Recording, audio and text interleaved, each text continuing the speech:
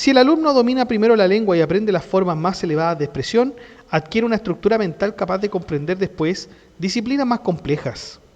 Hay una intuición psicológica muy moderna en esto que dice Khaldun, porque antes de llenar una mente con contenidos, debe fortalecerse el instrumento que permita comprender esos contenidos.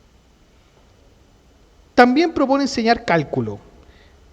Y claro, las matemáticas desarrollan orden, precisión y capacidad de razonamiento. Después de la lengua, que organiza el pensamiento mediante símbolos, viene el número, que organiza el pensamiento mediante relaciones y proporciones. Solo después de estas etapas sugiere pasar al estudio del Corán, dice Khaldun. Y aquí aparece un punto, que es que Ibn al-Arabi critica la costumbre de hacer que los niños comiencen inmediatamente con el texto sagrado. No es que critique el Corán Ibn al-Arabi, está criticando el método pedagógico. Los niños leen algo que todavía no comprenden y que al no entenderlo su atención se dispersa hacia otras cosas que encuentran mucho más accesibles. Entonces, para él, para Ibn Arabi, enseñar un texto complejo antes de que exista una preparación intelectual adecuada produce el efecto contrario al deseado. Después de esa preparación lingüística y racional, el estudiante pasaría a las ciencias religiosas. Primero los fundamentos de la religión, luego la jurisprudencia, después de la dialéctica y finalmente las tradiciones, los hadices y las ciencias asociadas. Khaldun encuentra este sistema bastante bueno. Sin embargo, introduce una observación que es muy característica, como ya sabemos, de su pensamiento escéptico, ¿no es cierto?, y sociológico. Las costumbres, dice Khaldun, poseen un enorme poder sobre las sociedades. Aunque un método sea racionalmente superior, las prácticas establecidas suelen imponerse. O sea, las costumbres antiguas dominan arbitrariamente la vida humana. O sea, mucha metodología puede tener usted, pero tiene que tener cuidado con las costumbres ya arraigadas en los estudiantes. Vamos con el capítulo 32. Demasiada severidad en los estudiantes perjudica el aprendizaje. La severidad excesiva perjudica a los estudiantes sobre todo desde su infancia. Así se ha visto con los mamelucos, los esclavos blancos, y los hadams, que son los esclavos negros, quienes al haber sido maltratados durante la instrucción en su infancia, tienen mala disposición al aprendizaje. Y esta mala disposición se traduce en pereza, los induce a mentir, a ser hipócritas para evitar el castigo. Con el tiempo esto lo vuelven un hábito, se dedican a la simulación y el engaño y lo forjan como una segunda naturaleza. Estos estudiantes, cuando crecen, se vuelven incapaces de protegerse a sí mismos y en consecuencia dependen de los demás para protegerse. Lo mismo ocurre con los pueblos sometidos, caen en degradación. Así es, dice Khaldun, la disposición de los judíos, por ejemplo, que viven en aquella condición. El erudito Ibn Abi Said al-Qayrawani sostiene que cuando un maestro considere necesario corregir a un niño, no debe exceder, escuchen bien, no debe exceder 3 azotes. No debe exceder 3 azotes. Hay una frase también atribuida a Umar ibn al-Khattab que decía: a quien la ley no baste para corregir, Dios no lo corregirá.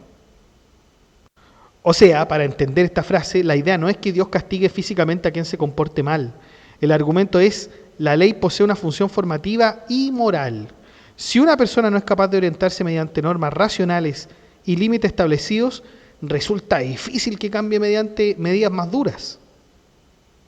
Por otra parte, un hombre que Khaldun ha mencionado numerosas veces, Harun al-Rashid, decía lo siguiente: el maestro debe enseñar el Corán, historia, poesía y tradiciones sagradas. O sea, el Corán forma la dimensión siempre espiritual. La historia enseña experiencia política. La poesía educa el lenguaje, la sensibilidad y la memoria. Las tradiciones religiosas transmiten modelos de conducta. El ideal no es tener un especialista. Es una persona cultivada, capaz de comprender distintos aspectos de la realidad. Eso se quiere del estudiante.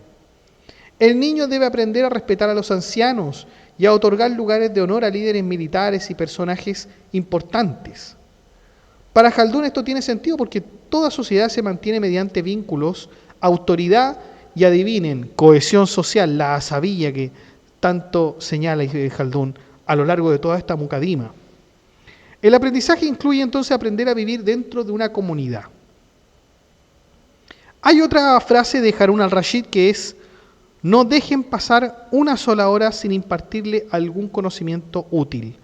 Estamos hablando del estudiante. Y esta es una frase como para los padres, o sea, no dejen pasar una sola hora sin impartirle algún conocimiento útil. Sin embargo, inmediatamente después aparece una corrección, que es: no le causen aflicción alguna, porque ello podría extinguir la actividad de su intelecto. O sea, Khaldún entiende que existe una relación entre el estado emocional y la capacidad de aprender. Un estudiante sometido a presión excesiva, miedo, tristeza, puede perder curiosidad, energía intelectual y, en fin, ese niño no va a querer estudiar. Vamos con el capítulo 33, los viajes. Y usted va a decir, ¿a qué se refiere? Estamos hablando de educación. Mire, Khaldún nos dice: mientras más profesores estén con el alumno, mucho más afianzará sus conocimientos. Por lo tanto, mientras tenga profesores con un sistema diverso de enseñanza, tanto mejor para el alumno será el aprender dichos sistemas. Por eso es tan importante que los alumnos viajen y conozcan a otros maestros que puedan enseñarles. Solo así podrán distinguir verdaderamente lo verdadero de lo falso y aprender tantas cosas les sea posible. Capítulo 34. Los sabios no entienden de administración. Fíjense cómo cambia el tenor inmediatamente.